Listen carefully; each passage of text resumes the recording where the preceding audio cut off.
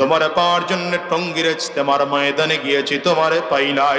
তোমারে পাওয়ার জন্য উজানির কারি ইব্রাহিম রহমতুল্লাহি আলাইহির দরবারে গেছি, না তোমারে পাই নাই। তোমারে পাওয়ার জন্য চরমনের জমিনে 3 দিন পড়েছিলাম, মালিক তুমি কই?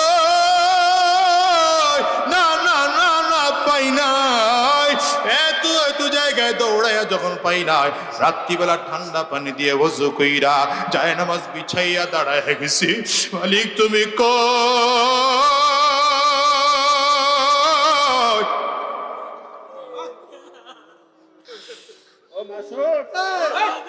আল্লাহ, দুনিয়ায় ঘুরে ঘুরে তোমারে পাই নাই, আজকে কিয়ামতের ময়দানেও কি তোমারে পাবো না?